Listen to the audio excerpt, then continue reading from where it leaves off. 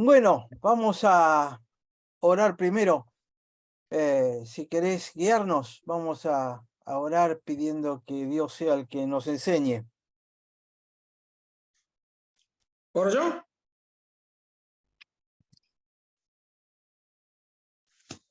Lloro. ¿Podés orar Señor, te vos? agradecemos. Sí, sí. Tata. Señor, te agradecemos esta tarde hermosa en distintos lugares de nuestro país, donde podemos estar disfrutando de un día más, Señor, que nos das, renovar nuestra fuerza y tu Espíritu Santo nos sigue guiando. Señor, gracias. Gracias por hoy poder reunirnos a estudiar tu palabra. Gracias por todos los que nos hemos reunido hoy, por Aldo, que dedica su tiempo, su conocimiento, su amor para con nosotros. Rogamos tu bendición en esta tarde.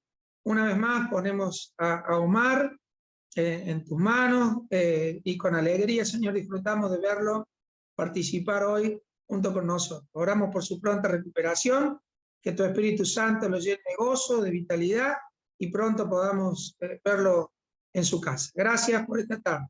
Bendícenos en el nombre de Jesús. Amén. Amén. Amén. Bueno, vamos a ver una parábola que está Amén. en Lucas, capítulo 17, de los versículos 7 al 10. Ese va a ser el pasaje central, aunque vamos a empezar por otra parábola primero de Jesús, pero el objetivo es específicamente este de Lucas 17.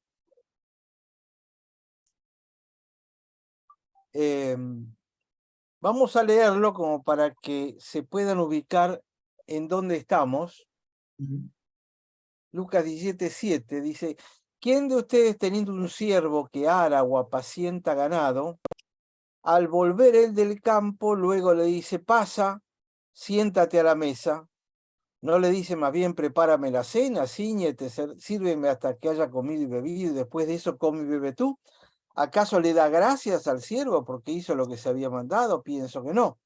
Así también ustedes, cuando hayan hecho todo lo que se les ha ordenado, digan, siervos inútiles somos, lo que debíamos hacer hicimos.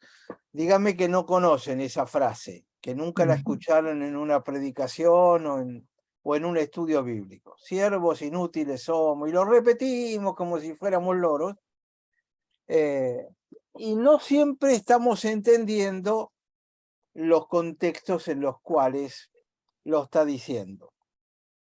Si ustedes se fijan en específicamente este pasaje, Lucas 17, y lo miran en el contexto de la Biblia en el que está, en el capítulo 17 empieza, dice Jesús a sus discípulos, imposible es que no vengan tropiezos, hay de aquel por el que vienen.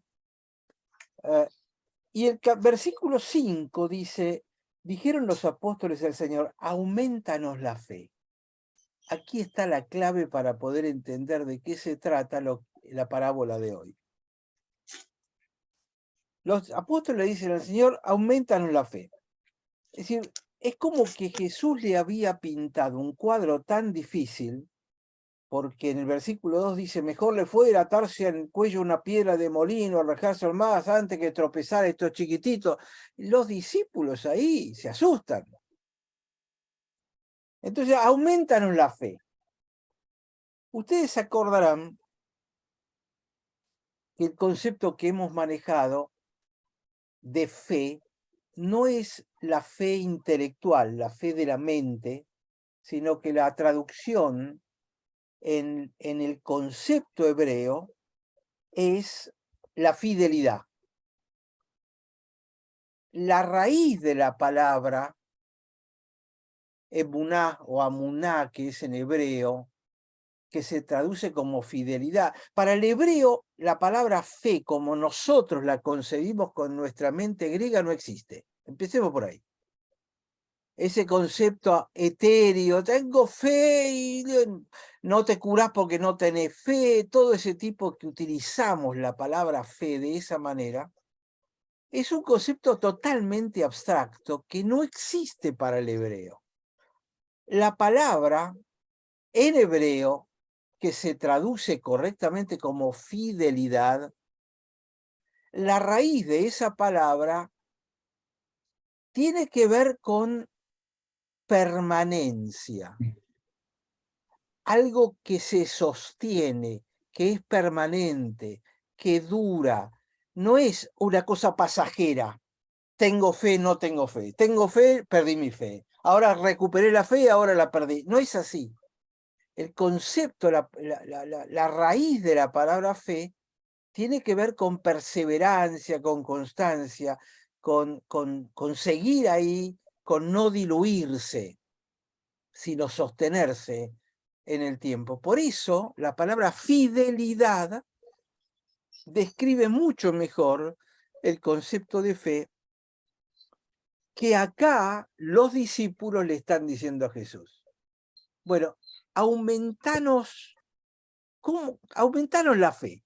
No es tengo que creer más, sino ¿cómo permanezco? ¿Cómo puedo ser fiel en mi conducta contigo? Entonces el Señor le responde, versículo 6, si tuvieras la fidelidad de un grano de mostaza, que es la fidelidad más chiquitita, es decir, con el menor grado de fidelidad, serías capaz de decirle a este sicómoro, desarráigate, plántate en el mar y te obedecería. Y uno escucha eso y dice, qué lejos estoy. Porque muchos de nosotros decimos, no, yo tengo fe en el Señor. Jesús dice, mira, si tuvieras la fidelidad de un granito de mostaza, podrías hacer esto. Y no nos pasa. Quiere decir que nuestra fidelidad no llega ni siquiera al tamaño de un grano de mostaza. Porque la realidad es que nuestra fe va y viene. Especialmente cuando estamos en los momentos malos, fue. Y cuando estamos pasando un buen momento, ahí tenemos fe. La recuperamos. Sin embargo, el concepto de fidelidad hebreo no es un concepto tan inconstante que depende de las circunstancias. Es una cosa mucho más estable.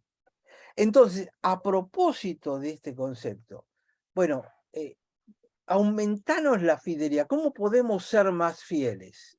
Y ahí va a venir el contexto de este pasaje que tenemos acá.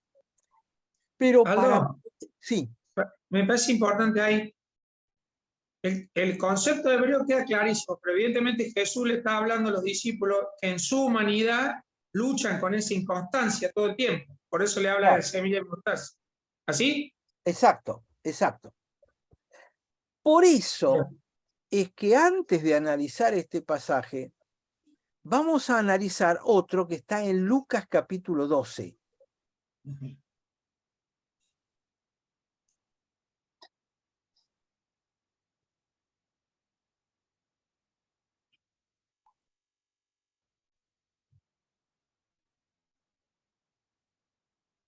12:35 es. Si ustedes miran, empezando en el 32, dice, no temáis manada pequeña, a vuestro padre les ha placido daros el reino, vendan lo que poseen, den limosna, hagan bolsa, no se envejezcan, tesoro en los cielos, donde está vuestro corazón estará vuestro tesoro. Bien.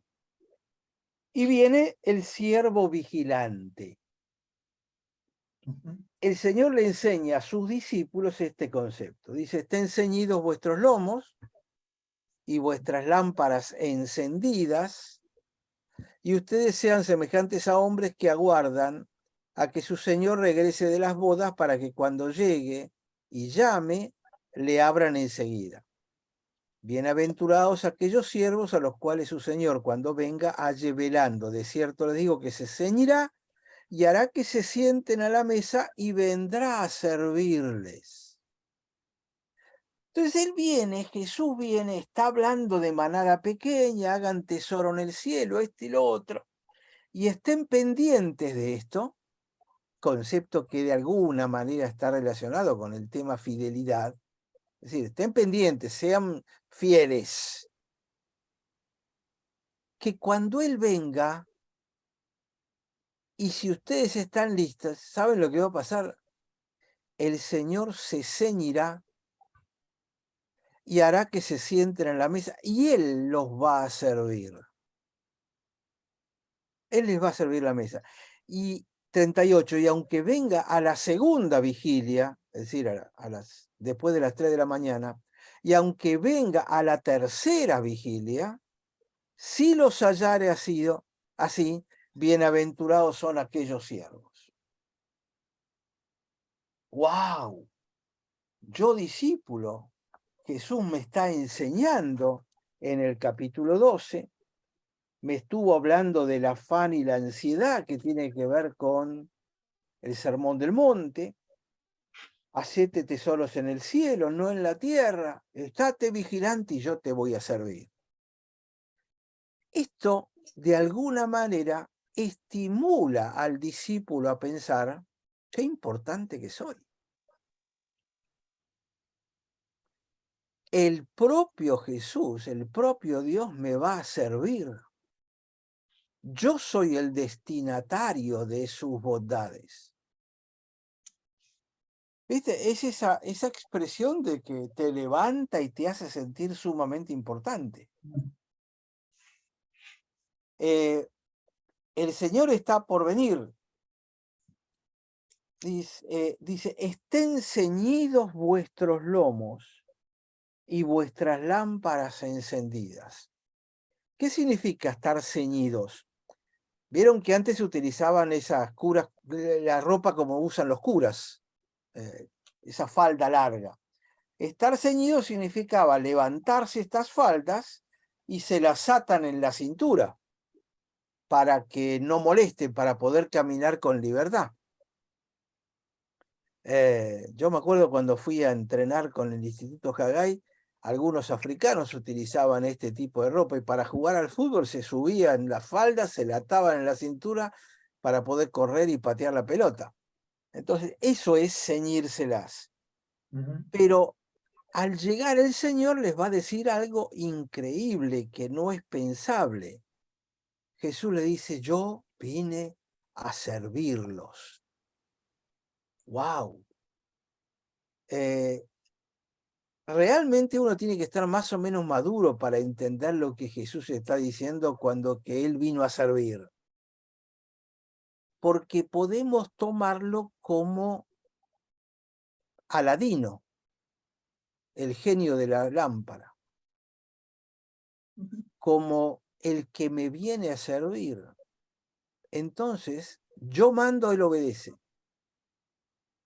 Y con este criterio de yo mando, Él obedece, es con lo que nos manejamos muchas veces, si no la mayoría, cuando oramos.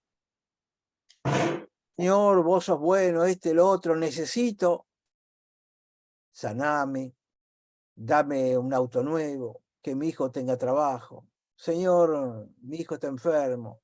Y a fin y a cabo viniste a servir, ¿no? Entonces yo te pido, yo mando, vos obedecés. Es parte del concepto que sin darnos cuenta nos hace manejar gran parte de la vida de la iglesia incluso, de la oración que muchas veces nosotros tenemos. Al fin y al cabo, Él dijo que iba a venir a servir y entramos a abusarnos de eso.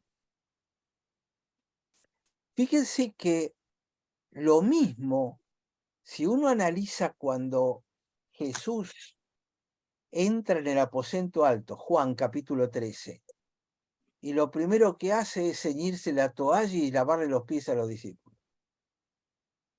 ¡Ay, lo tengo a Dios a mis pies! Él se levanta la falda, se ciñe. El Señor se ciñe. Se levanta la falda, las ata a la cintura, agarra la toalla. Todo esto puede hacernos pensar que somos muy importantes. Y en cierta forma es así, porque Dios nos ama. ¿Cuántas veces lo dijimos? Y nos ama, sí. Pero eso no lo convierte a Él en nuestro mucamo, Otra cosa es el concepto de servidor con el que Jesús se presenta. Él es el Señor y para nosotros no es muy claro el concepto de Señor, porque no vivimos en la época de reyes, los lores, los señores y los comunes. ¿Vieron cómo hay en Inglaterra? Fíjense, coronaron al rey y fue toda una pantomima teatral totalmente fuera de época. Nos resulta difícil entenderlo. Sin embargo, en Inglaterra hay una cámara de los lores y una cámara de los comunachos. Porque los lores, los señores, lord significa señor, los señores son aquellos dignos, a quien el rey ha considerado. Es parte de una mentalidad que cuando lo leemos, cuando decimos Jesús es el Señor, hoy en día no tiene las mismas implicancias que tenía en aquel entonces. Por eso, aunque Jesús es Señor, el propio Jesús a Dios lo llama Abba, lo llama papito, en arameo. Pero enseguida dice, Abba, que estás en los cielos. No es papito. Che, papá, necesito una mano. Es Abba, Padre que estás en los cielos. Es ponerlo en esa categoría. Tener intimidad, pero no bajarlo de ese lugar. Sí, Sandra. Sabes que, bueno, comparto que viendo parte del inicio de la serie Vikingos, ¿sí? Donde vos tenías a un rey de la comunidad y me acuerdo que venía y pedían sus súbditos la esposa de un granjero y era un honor cederle la esposa, ¿no? Y bueno, porque era para el rey. La cuestión es que el campesino de al lado, que era cualquiera, derrocaba luego, por determinadas circunstancias, se convertía en rey y todo el pueblo le respondía al nuevo rey. ¿Sí? Digamos, la mentalidad yo pude captar del peso de lo que significaba autoridad, que no importa quién era, sino el lugar que ocupaba, y todos se sometían a esa autoridad. Claro, porque era una sociedad vertical que existió hasta hace 30 años. El maestro y el alumno, el policía y el ciudadano, el funcionario y el ciudadano común y corriente, papá y el hijo. Era vertical. El pastor y el miembro de la iglesia. El sacerdote, el obispo, el papa. Era una sociedad totalmente vertical. Esto, desde la década del 80 prácticamente, cambió radicalmente y cada vez más la sociedad es horizontal. Somos todos iguales, democracia. El viejo sueño de la Revolución Francesa, igualdad, fraternidad. Somos todos iguales y hermanos. Libertad, fraternidad, igualdad. Entonces, ese proceso de igualación ha entrado rápidamente en la mentalidad de la sociedad y entonces, fíjense que desaparecen los partidos políticos. ¿Por qué? Porque no hay un órgano aglutinante. Adentro del mismo partido tenés personas que piensan para un lado, otros para el otro lado, otros en el medio. Cada uno tiene la suya. Todos quieren ir a una paso, ¿por qué? Y porque todos tienen la posta y la segura y con esto vamos a triunfar. Porque somos todos iguales. No está más el líder del partido.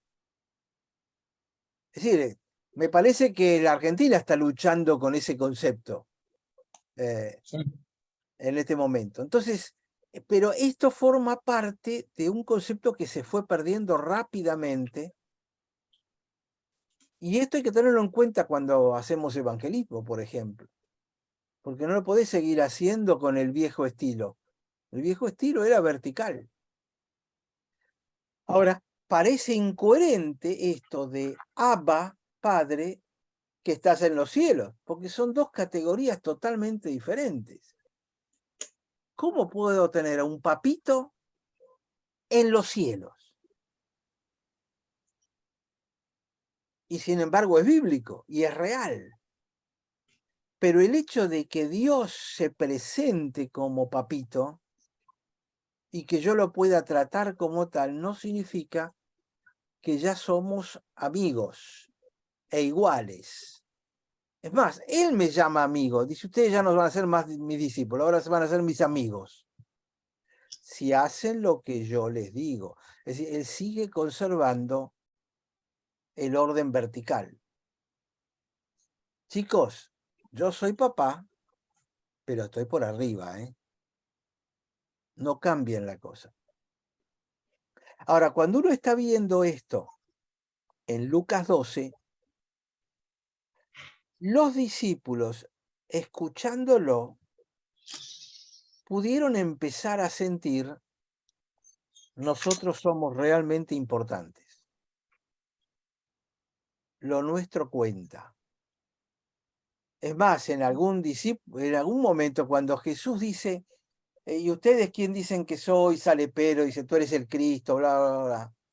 Se enloquecen los 12, porque ellos iban a ser, no los apóstoles, iban a ser las nuevas 12 tribus de Israel.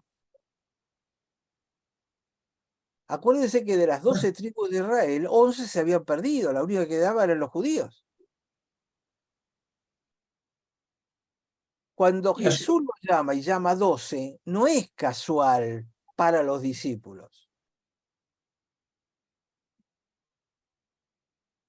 Los discípulos empiezan a pensar, wow, nosotros vamos a ser los que vamos a reemplazar a aquellos 12 hijos de Israel.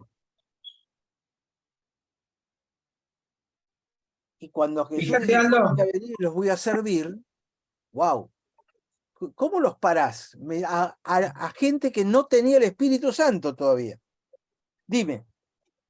no, esto toma tal magnitud que empiezan a ver quién se iba a sentar a la derecha, a la izquierda, qué cargo iban a ocupar. Mira vos, qué proyección de lo que estaban aprendiendo, ¿no? Claro, Siendo que cada uno de ellos había sido elegido de absolutamente la nada. Pescando, seguime, vos que estás cobrando impuestos, vos, vení, dale, vamos. exacto. Ah, impresionante. Muy Y bueno. cuando Jesús les dice, ellos le dicen, Señor, aumentaron la fe. Ah, miren, si tienen nada más que la fidelidad de un granito de mostaza, ¿saben lo que harían? Ah, eso es lo que yo quiero. Eso es lo que nosotros queremos, Señor. Sí, vamos a hacer grandes milagros, grandes cosas. ¿Les suena a algunos pastores de hoy?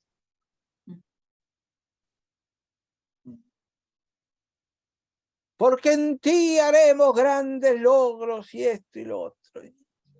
Seguimos Como que todavía metidos en ese tipo de mentalidad. Sí, se dígame. enfocan en lo que pueden llegar a hacer con esa fe y no en lo mínimo que necesitan, digamos que en realidad es lo que importa. Y no se concentran en el concepto de fidelidad. Ujú. Lo malentiende, se malentiende, y nosotros de alguna manera lo desparramamos en la iglesia, seguimos predicándolo, consciente o inconscientemente. Y a su vez lo oramos así muchas veces, aumentanos la fe, y no, nunca Jesús dijo, ahí les va la fe, o ahí se las aumento. No, es como una necesidad de uno sentir que necesita creer más o tener más fidelidad, pero no es algo que de arriba no va a venir una unción especial o algo así. Es De que alguna si manera. yo tengo fe, las cosas me van a ir bien, no me pueden ir mal. Y eso es falso. Claro. No es necesariamente así. El concepto de la fidelidad tiene que ver con una relación que permanece a pesar de todo lo que pueda pasar. Eso es lo que me da esa paz, ese shalom. Yo estoy en paz conmigo mismo, con Dios, con mis vecinos, aunque no me vaya bien, aunque tenga esos problemas. Que es el momento difícil de sostener la fe, la fidelidad. Pero el concepto tiene que ver con eso de sostenimiento. Disculpa, Aldo. Adelante, adelante. También está relacionado con eso que vos escuchás, yo soy hijo de Dios, entonces nada me va a pasar, todo me va a ir bien. Se viene el hecatombe en el mundo, pero yo soy hijo de Dios. Y eso, donde, no sé si acá también lo podemos relacionar con lo que vos dijiste, una relación que permanece. Exacto, exacto. Ahora, Como somos como hijos de Dios. exactamente. Fíjate que la palabra original, el verbo original de lo cual deriva, estamos hablando del hebreo, ¿no? De la palabra emuná, que es la palabra para fidelidad. La raíz de esa palabra es la palabra amán. Amán, probablemente ustedes la escucharon porque es el nombre de la capital de Jordania. La capital de Jordania se llama Amán. Y Amán significa estar establecido, confirmado. ¿Entienden el concepto de permanencia que hay detrás de la raíz de la palabra Amán? Entonces, toda palabra que derive de esta raíz, que es estar confirmado o estar establecido, o tener certeza. Fe es la certeza de lo que se cree. ¿Se acuerdan de Hebreos 11? El concepto de certeza significa estar confirmado, estar sostenido, mantenido, establecido permanentemente. No es una certeza de la mente, es mucho más, va mucho más allá de eso. Y el otro detalle, yo estoy haciendo el libro de Habacuc con unos pastores de México y volví a encontrar todas mis notas sobre estas palabras en hebreo. Otra de las cosas muy interesantes, la palabra fe es femenina, no es masculina. Emuná es femenino. ¿Qué quiere decir? Masculino es lo que hace, femenino es lo que recibe. Es el concepto, digamos, más básico de casi todas las cosas. Tiene que ver con lo sexual, por supuesto. Entonces, la fe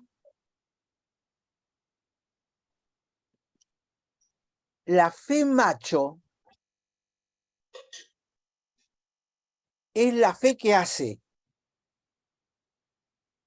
La fe femenina es pasiva. No sé si ayuda a entender el concepto que estoy tratando de contarles.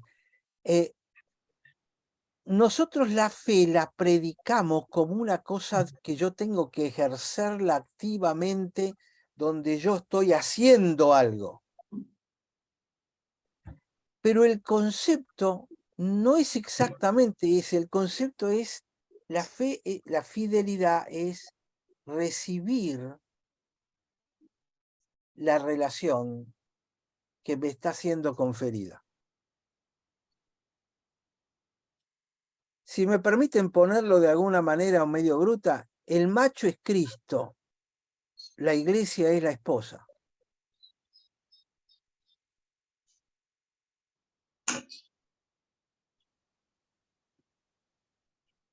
Espero no estar siendo grosero con esto, pero son pequeñas sutilezas que yo creo que nos ayudan a entender el carácter del concepto de fidelidad.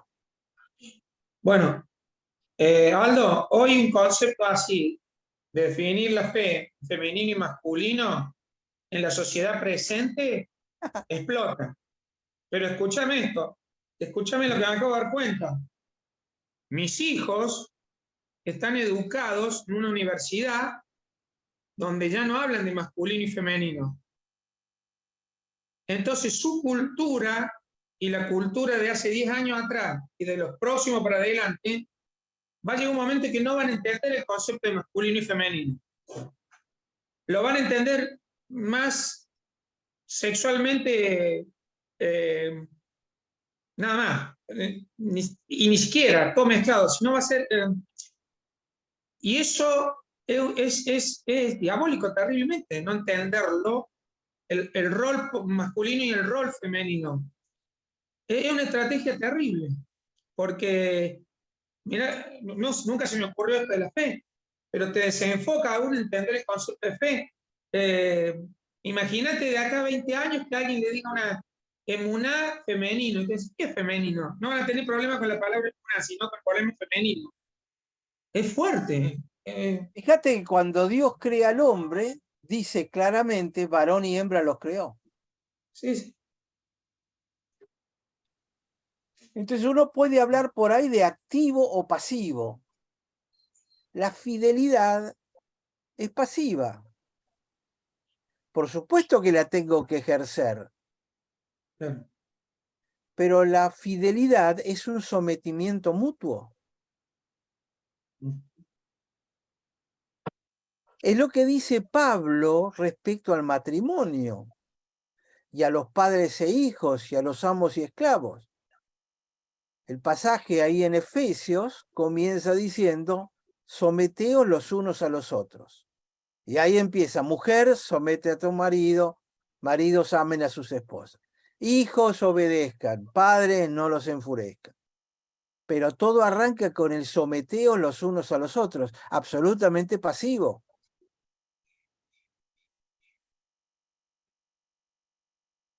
Uh-huh. Ahora, es muy diferente de esta fe que donde se predica, tenés que tener fe y vas a ver qué pasa esto y lo otro, es ese estímulo. En el fondo debería ser confiar en la relación que tenés. Sometete a aquel en quien confías, que es Abba Padre y es Dios. Y Él va a ser. Pero hoy en día es muy difícil decirle a la gente, adopta ese tipo de rol con Dios. No, yo tengo que hacer cosas. Entonces la Aldo, gente en la iglesia se levanta y dice, porque decreto tal cosa, Señor, ordeno tal otra cosa, Señor, en el nombre, haz tal cosa, y le da órdenes a Dios. en la relación del varón con la mujer, cuando en Efesios dice que las mujeres se sometan a sus maridos y partiendo del sometimiento mutuo, yo lo defino siempre ahí que el concepto de, o la obligación de la mujer de estar sometida, tiene que ver con un varón que se ha sometido a Dios, primeramente, porque si no, no va a ser autoridad nunca, va a ser un macho bruto, ¿está bien? Entonces es muy Sí, fácil sí. someterse a alguien que te ama incondicionalmente y da su vida por vos. Es muy sencillo. En cambio, someterse a un tirano es un problema horrible, ¿no? Y entiendo que la relación de Efesios tiene que ver con eso. El hombre primero tiene que amar como Cristo amó a la iglesia, la mujer se somete a ese varón y ahí empieza el círculo de sometimiento y después, bueno, padre, hijo, etcétera, etcétera. Es más, si lo querés de alguna manera, el propio Cristo se somete al hombre porque lo viene a servir, en orden de que la iglesia se someta a él. Y la palabra someterse, que suena feo en nuestro mundo de hoy, literalmente es hipostasé en griego, significa pararse por debajo de. Someterse es parate debajo de. párense los unos debajo de los otros. Es el rol de la humildad, porque justamente lo contrario es la soberbia. Yo no me paro debajo de nadie, y entonces es muy difícil que puedas agradar a Dios.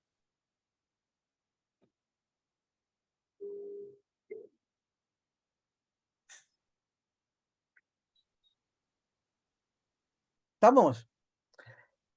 Entonces, volviendo a nuestro capítulo 17, donde a Jesús le preguntan, bueno, aumentanos la fe. Muy bien, aumentanos la fidelidad. Entonces él dice, bueno, ¿quién de ustedes tiene un siervo que ara o apacienta ganado? Cuando él vuelve del campo le dice, pasá, sentate a la mesa. Acá el contexto es más o menos el siguiente. Uno tiene un siervo que va a trabajar generalmente a la mañana, desayuna y va a trabajar, y cuando vuelve del campo, vuelve para el almuerzo, para la hora del almuerzo sería, la hora de la comida.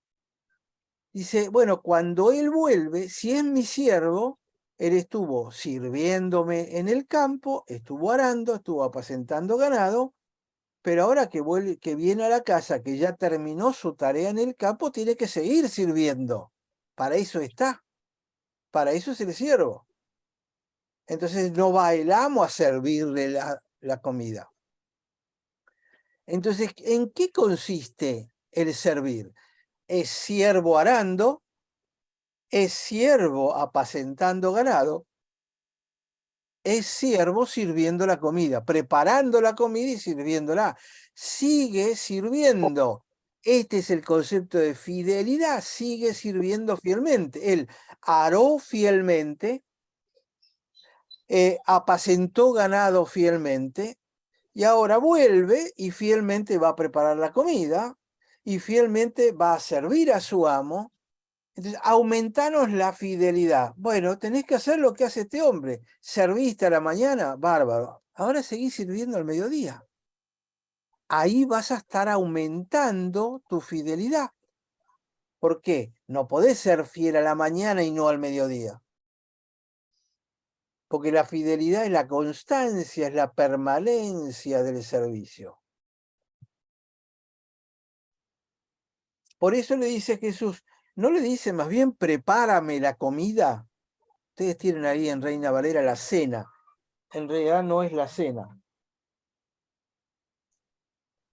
Perdón un segundito.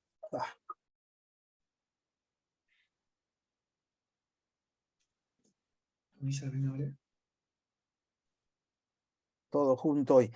Entonces, no le dice prepárame la comida. Ciñete. Servime hasta que yo haya comido y bebido, y después de eso sí ya podés hacer. ¿Qué significa aumentar la fidelidad? Y tenés que completar tu trabajo. No podés hacer el trabajo hasta la mitad, hasta las 12 del mediodía y después se acabó. Si ustedes quieren aumentar la fidelidad, tienen que seguir sirviendo. No pueden pretender que lo sirva. Jesús está corrigiendo este concepto que había ya, de qué importante que soy, Jesús viene a servirme, Dios me va a servir.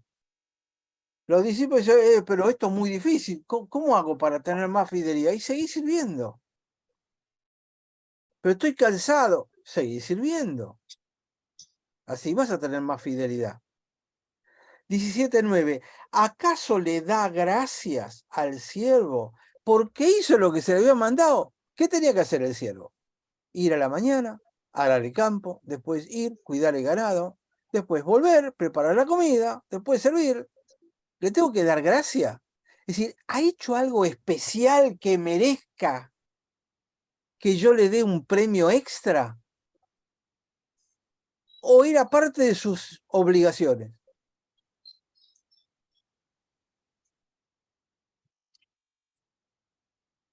Entonces, ¿acaso da gracias? ¿Cuándo doy gracias? Cuando alguien hizo por mí algo más allá de lo que debía hacer. Nosotros lo decimos un poco por educación. Bueno, muchas gracias. Pero en realidad, ¿qué significa? Que las gracias del Señor, que el regalo del Señor sea contigo porque me has brindado un servicio más allá de lo que uno podría esperar. Estas son las gracias. Uno lo hace ya por rutina, pero la realidad es que si te atiende mal no le das las gracias. O se la das por educación, pero no porque se lo merezca. Es como que te voy a dar propina, además. ¿Qué mérito tenés? Si hiciste lo que tenías que hacer. Yo te doy una propina porque te mereces algo más, porque tu servicio fue excelente. Acá estamos. ¿Acaso das gracias cuando hizo lo que tenía que hacer? Y Jesús dice, pienso que no. Entonces aparece esto, así también ustedes, cuando hayan hecho todo lo que se les ha ordenado, digan, siervos inútiles somos. Lo que teníamos que hacer hicimos. Ahora, en esta frase, Ese decir es decirle al Señor o decirnos uno mismo. no, es cuando hayan hecho todo, cuando hayas terminado de arar, preparar la comida, servirla y todo eso, vamos a ir y decirle, siervo inútil he sido. Lo que tenía que hacer hice. No, no lo decís. Ahora, el problema es que la traducción esta, si bien es literal, implica un concepto que normalmente no se entiende en forma correcta. Ahora lo que me estás poniendo, ¿no?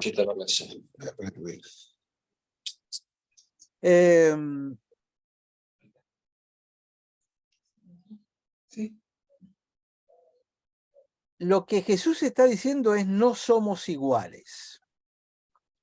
Pero la palabra siervo inútil tiene que ver con los resultados producidos. Si la palabra en el griego inútil tiene que ver con resultados.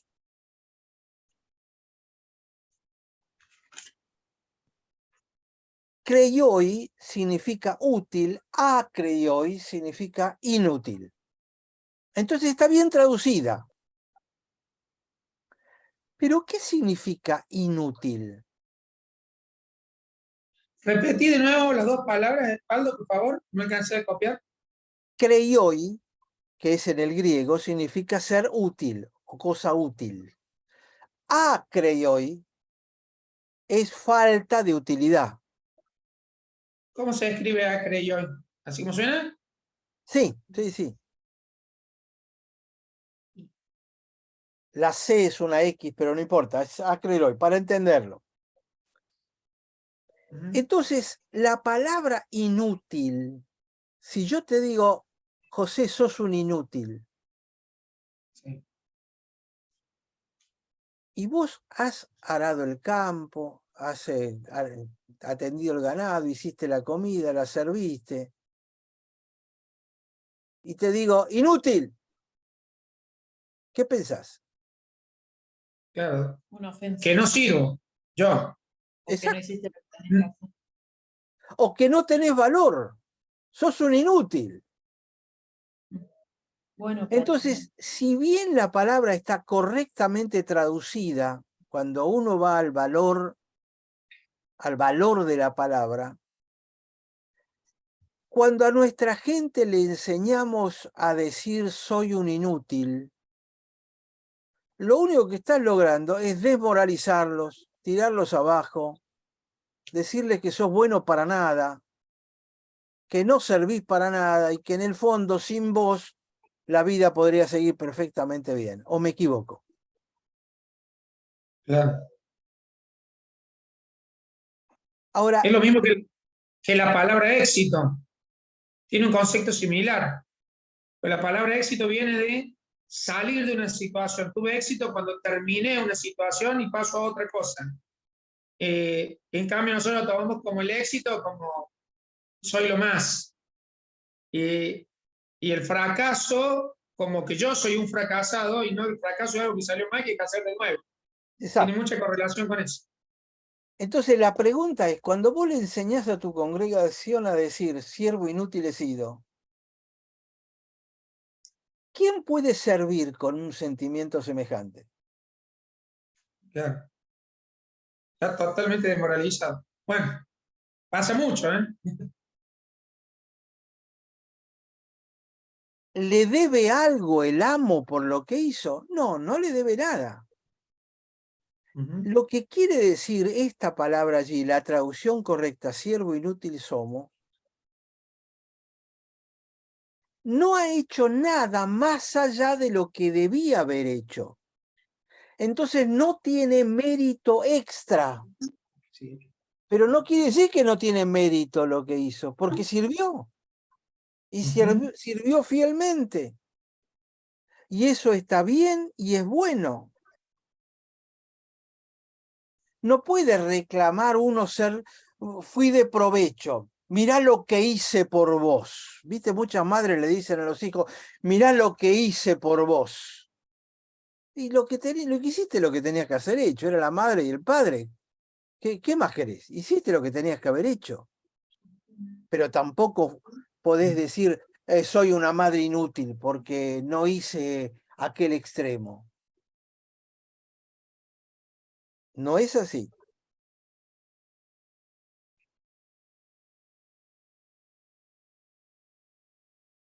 Si uno hiciera más de lo que está obligado a hacer, entonces sí uno podría reclamar mérito.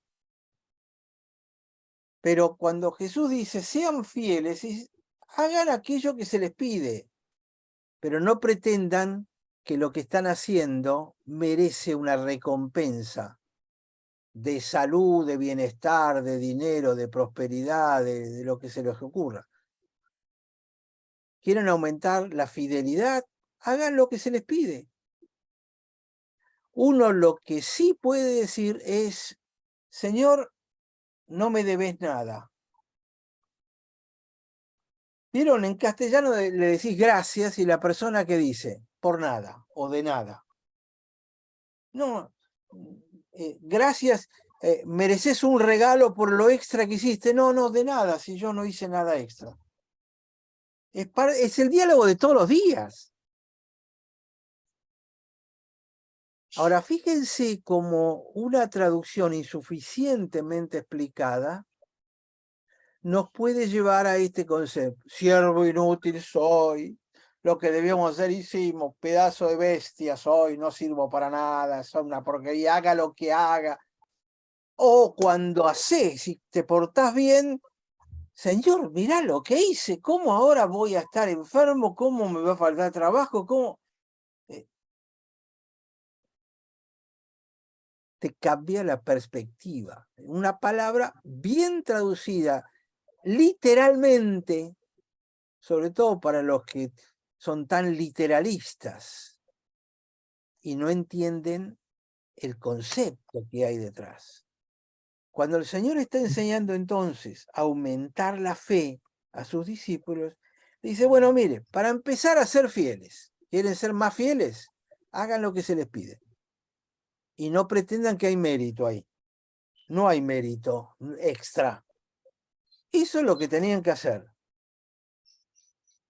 Y si se fijan en el capítulo 17, después de eso vienen los 10 leprosos que son limpiados, la venida del reino, y van a empezar a encontrar que del 17 en adelante aparece la palabra fe repetidamente. ¿Por qué? Les hago pasar rápidamente. 17, 19. Al leproso le dice, levántate, vete, tu fe, tu fidelidad te ha salvado.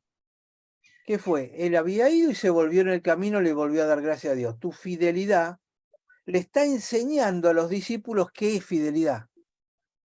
Y después de eso viene la venida del reino, y aparece la parábola de la viuda y el juez injusto. 18:8. Les digo que pronto les hará justicia, pero cuando venga el Hijo del Hombre, ¿hallará fidelidad en la tierra? Vuelve a hablar de la fidelidad.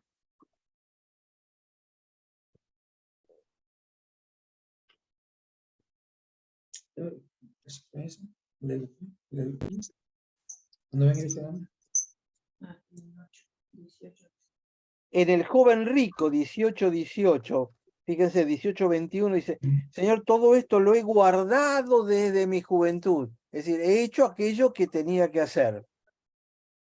Y en el 27 Jesús le dice, lo que es imposible para los hombres es posible para Dios. Sigue hablando del tema, aumentaron la fe, aumentaron la fidelidad. Lo que pasa es que no llegamos a verlo. Fíjense, 18:42. El ciego que le pide, ten misericordia de mí. Jesús le dice, recíbela, tu fidelidad te ha salvado. Fíjense cuántas veces aparece la palabra fe, porque Lucas tiene eso, Lucas ordena, no solo en orden cronológico, sino temático.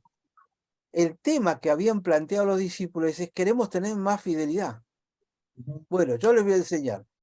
Esta parábola que vimos hoy arranca la cosa. Pero después, en el transcurso de con quién se va encontrando y lo que va enseñando, Jesús les sigue enseñando sobre qué es fidelidad y cómo aumentar esa fidelidad. El leproso que volvió, ahí tienen un ejemplo de cómo, en qué consiste la fidelidad. El ciego, que lo persigue, Señor, Señor, Señor, acordate de mí, y lo cura. La viuda y el juez, insistir, tiene que ver todo con el concepto esto de persistir, constancia, estar establecido. No es simplemente una cuestión de la mente, sino es una cuestión de la conducta de todo el día.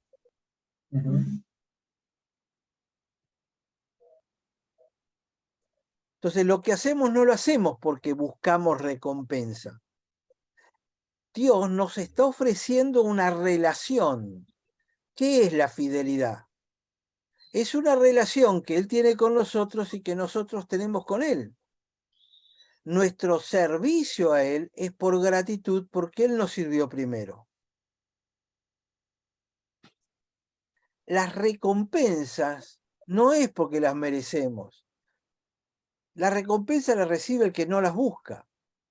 Porque Dios, cuando ve que estamos en relación fiel, recompensa. Uno sabe que viene. Si no, sería una relación comercial.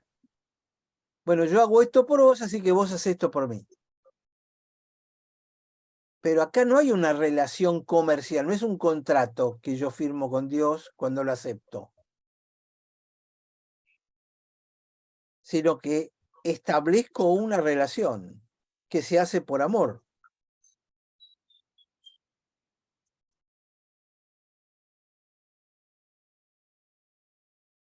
Entonces, el concepto de fidelidad que los discípulos están buscando tiene que ver con una relación mutua basada en el amor,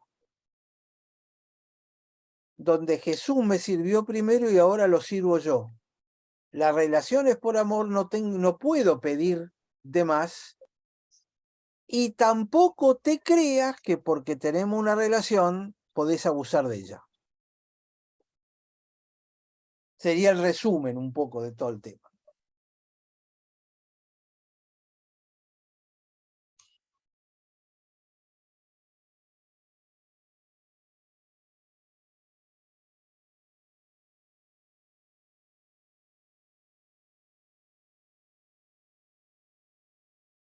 Bueno, ¿cómo le suena? Es fuerte. Me gustó mucho. Me gustó mucho.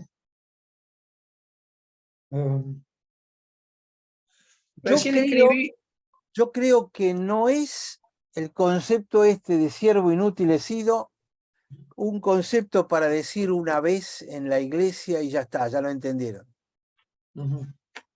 Es un concepto para trabajarlo uno hasta que estés bien convencido y que te penetre en tu entendimiento a fondo y estar permanentemente repitiéndolo. No sos un inútil, no sos un bueno para nada. Sos un hijo adoptivo del Señor, pero tampoco te creas que eso te puede llevar para el otro lado. Ni para abajo ni para arriba. Y hay que metérselo en la cabeza, porque está muy metido en la iglesia este concepto de siervo inútil he sido. Yo cada vez que lo escucho a mí se me ponen los pelos de punta.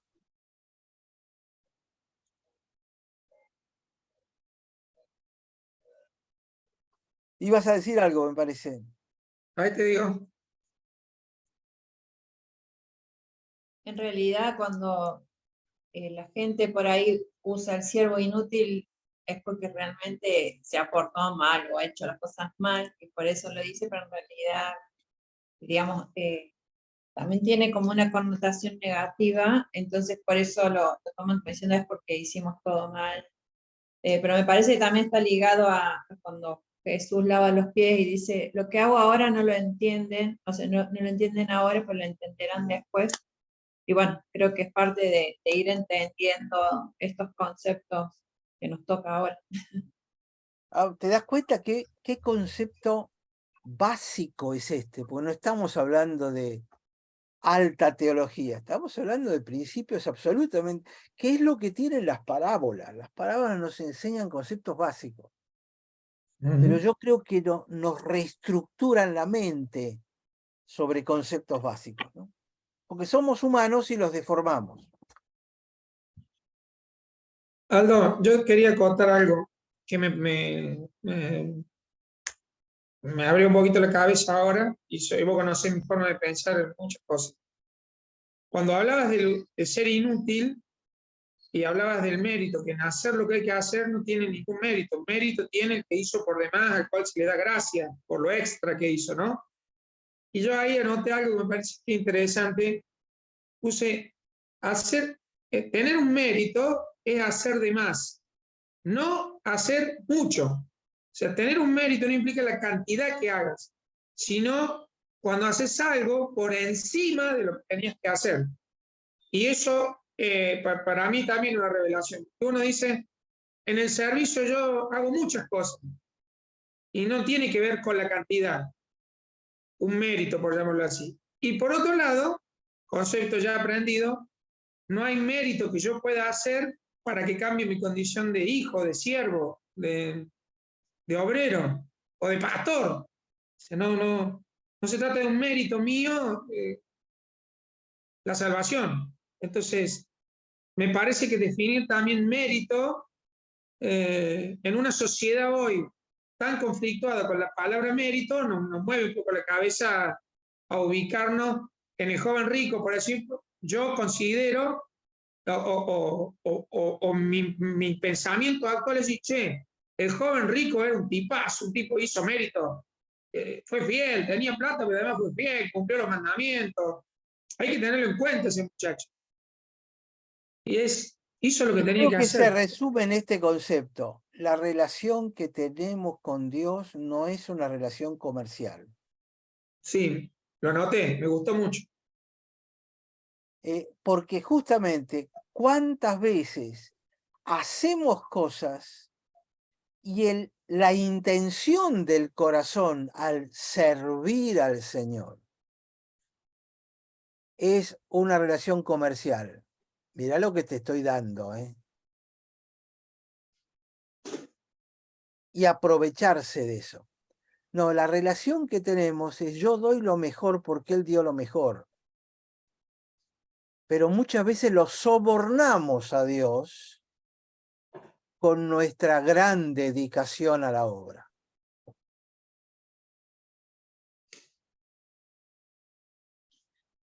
Puede sonar fuerte, pero me parece que es real.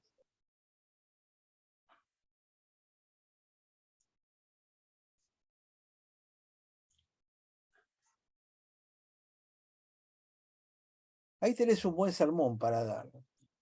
Relación de amor o relación comercial.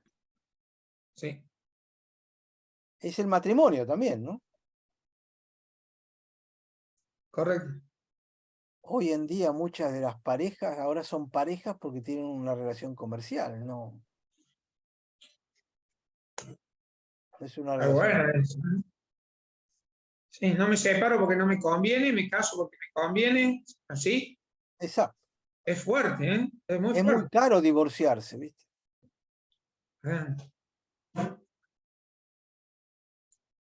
Es fuerte. Bueno. Bueno, ahí está por Excelente. hoy. Intensísima, ¿eh? Muy buena. Muy bueno, muy bueno.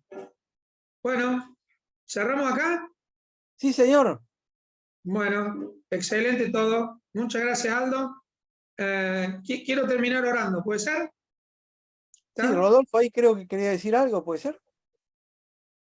Está, bueno. Hablando de la relación del matrimonio que comentaba, es la relación de Jesús con la iglesia. Él el Exacto. novio, nosotros la novia. Exacto.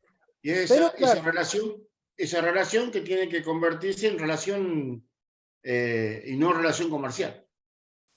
y hay algunas iglesias que tienen una relación comercial con el Señor.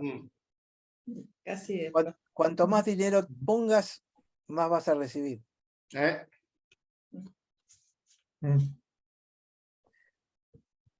Bueno, Bien. ¿Oramos para adelante, terminar? adelante. Señor, agradecidos de poder pensar la palabra y que nos movilice y nos conflictúe a nosotros mismos con nuestra cultura, con nuestra estructura y llevarnos a la esencia de la palabra en esta tarde. Señor, nos moviliza, nos conmueve, nos pone frente a la necesidad de modificar nuestras conductas y nuestros pensamientos. Rogamos que tu Espíritu Santo siga trabajando en nosotros en fidelidad, Señor, en nuestra fidelidad. Vos sos fiel. Gracias por esta tarde. Ha sido para mí maravillosa, Señor, y te lo agradezco. Disfrutar de verlo amar es precioso. Y ruego por él, una vez más, como cada día, para que lo abraces y lo fortalezcas minuto a minuto. Gracias por eso. Gracias por Aldo y su amor en esta relación de amor que Él nos da. Gracias, Señor. Y en todos los que participamos y estamos aquí, disfrutamos de esa relación. Y esto tiene que ver con vos. Gracias, Señor. Bendice cada familia. En Jesús te lo pedimos. Amén. Amén. Muy bien. Fuerza, Omar, a seguir luchando con esto. Vamos adelante, adelante, con el Señor va peleando la batalla delante mío. Amén. Así, vamos para adelante. Un gusto, chicos. Bendiciones.